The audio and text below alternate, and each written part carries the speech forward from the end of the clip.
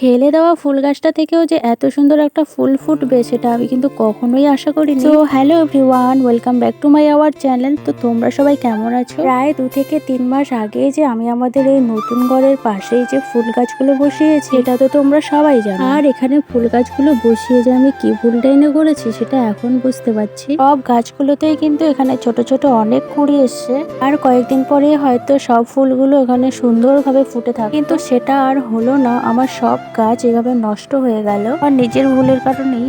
আমার মাথায় ছিল না যখন আমাদের ঘরের কাজ শুরু হবে তখন এই ফুলের অবস্থাটা কি হবে। সেটাই হয়েছে, আমার সব গাছ নষ্ট হয়ে গেছে। সবসময় যে খারাপ দিকটাই হবে তা কিন্তু নয়, মাঝে মাঝে ভালো দিকও আসে। সেটা কিভাবে আসবে সেটা কিন্তু বোঝা যায় না। আমি কিন্তু এই সুন্দর ফুল গাছটা আমাদের বাড়ির পেছনে জঙ্গলের দিকে ফেলে দিয়েছি, আর সেই ফুল গাছটাই কিন্তু আজ কত সুন্দর হয়েছে, তাও কোনো যত্ন ছাড়াই। কত সুন্দর ফুলও ফুটেছে এখানে। আর এই ফুলটার নাম কিন্তু আমি জানি না। এখানে খুব সুন্দর একটা হলুদ কালারের ফুল ফুটেছে, তার পাশাপাশি গাছটাতে কিন্তু অনেকগুলো ছোট ছোট কুঁড়ি এসছে। মনে হচ্ছে আর 2 দিন পরে সেগুলোও ফুটবে। মানে আমরা যাদেরকে খুব যত্নভাবে রাখি তারা কিন্তু আমাদের ছেড়ে চলে যায়, আর যাদের অযত্নে রাখি তারাই কিন্তু থেকে যায়।